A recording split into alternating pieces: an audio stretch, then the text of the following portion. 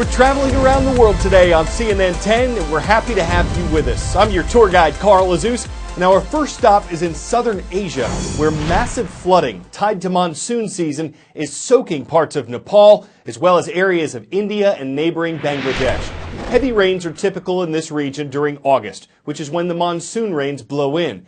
But aid workers affiliated with the Red Cross say this season's been worse than usual, that some of the affected areas haven't seen flooding like this in decades. Hundreds of people have been killed in floods and landslides. Tens of thousands of homes have been damaged or destroyed. And with some communities completely cut off, the only way to get them help and supplies is by boat. The waters are receding in Nepal, and a government spokesman there says the situation is improving. Aid workers are on the lookout for diseases that can follow natural disasters, like malaria and other bacterial infections. They can be spread through tainted water supplies and the lack of sanitation. Southern Asia is one of the wettest regions on the planet, and many cities there were not properly built to account for flooding.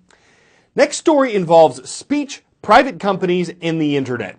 The First Amendment to the U.S. Constitution gives Americans certain rights. To say what they want and to assemble peacefully in public are two of them.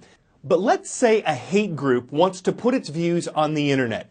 Though many may find the content offensive or unacceptable, in many cases the Constitution protects its freedom of speech. But the group needs a server, a computer to host the site, and a domain name, an internet address, so people can get to it. Here's where this gets tricky. Domain names have to be registered. Private companies do that. If they decide not to register the name of the hate group, that group has no online address that internet users could get to.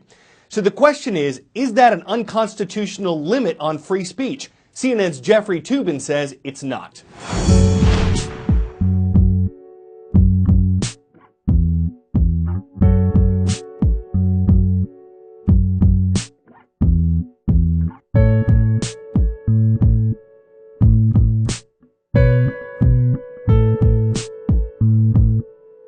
Cloudflare, GoDaddy, and Google all cut ties and refuse to host this website. And that's raised questions about the intersection of the internet and free speech. The First Amendment to the Constitution does not give you a right to be on the internet.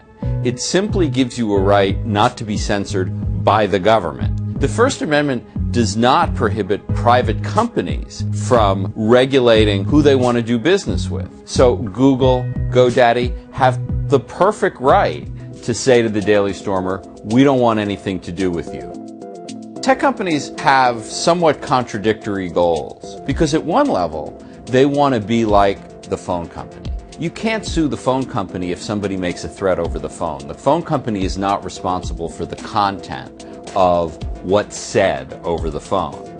And the internet companies, by and large, want that same protection. At the same time, they recognize that they're not the same as the phone company, and they do have some greater role to protect against copyright violations, other kinds of obscenity. They want to regulate, but they don't want the government to punish them if they don't regulate correctly.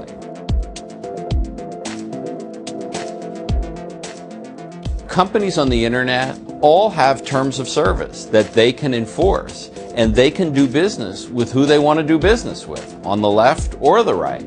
And the government, by and large, leaves it to the market to decide who has access to private companies. If Google starts censoring all political content, presumably people will stop going to Google.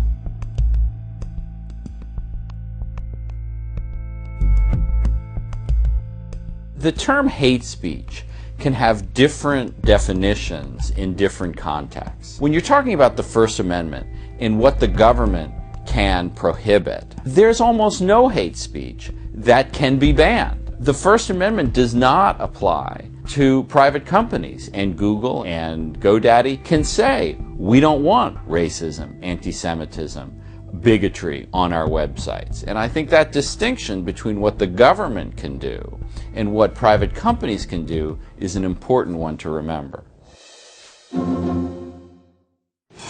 10-second trivia. The United Kingdom's Elizabeth Tower is often called what? Big Ben, Tower of London, Iron Bridge, or Windsor Castle.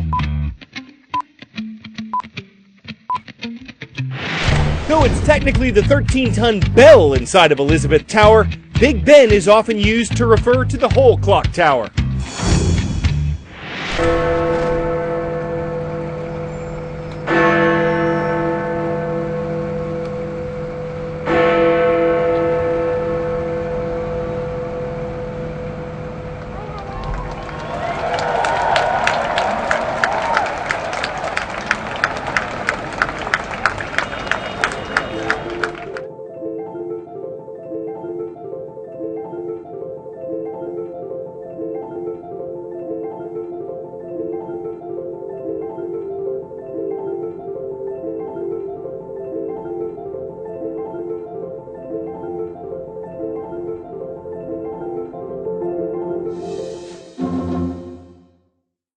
To get to some of the most unexplored places on Earth, you don't have to have a Jeep, a helicopter, or a submarine. You just need a rope. The forest canopy, the highest reaches of leafy branches, host an incredible number of mammals, plants, and insects, some of which never even touch the ground. It gives people a sound scientific reason to climb trees. My name's Tim Kovar. I'm the founder of Tree Climbing Planet. It's a technical tree climbing school based here in Oregon City. We teach people how to climb trees, not only in Oregon, but also around the world. I think there's something deeply rooted into our DNA that draws human beings to trees. When you're a child, if you grew up around trees, you climb trees. So taking people to kind of recapture their youth up into the treetops, but by doing it with ropes and saddles makes it a little bit safer, not just for the climber, but also for the tree too. We don't want to be damaging the tree. Helmets must be worn at all times when you're underneath the tree. I've worked with children from 5 years old all the way up to 85, 90 years old. Pretty much anybody can do it. One hand above, one hand below.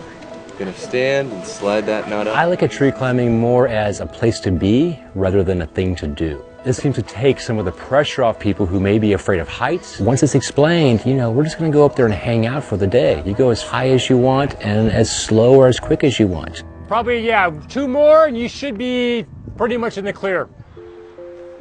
The most challenging part is getting our lines into the trees. Firing. Some of the taller trees, we have to use giant slingshots, we use bow and arrows, crossbows. Once we get that up and over the branch, then we tie our climbing ropes onto that, pull that up and over. It's always a good feeling when it comes back down. The canopy is really one of the last frontiers on our planet. We've studied the ocean, we've studied the moon, but just the rooftop of our planet, especially in the rainforest, 80–90% of the life lives up inside that canopy, and it hasn't been studied a whole lot. And so when people ascend up, even though it's only 40, 50, 60 feet above their head, they're going into a world that's usually unexplored. Hey, I'm gonna be sleeping up there tonight. Got a tree boat, all situated. One of the highlights for a lot of people is actually sleeping in the trees. When you wake up in the top of a tree, you got the birds singing above you, below you, off to the sides. It's like you're in this vortex of morning symphony.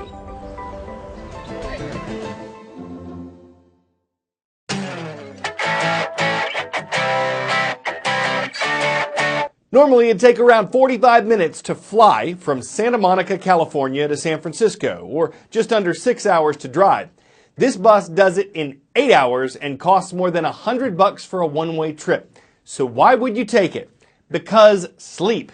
Cabin is its name, hoteling is its game. It calls itself a boutique hotel that sleeps 24 guests and takes a slow, comfortable overnight drive from one city to the other.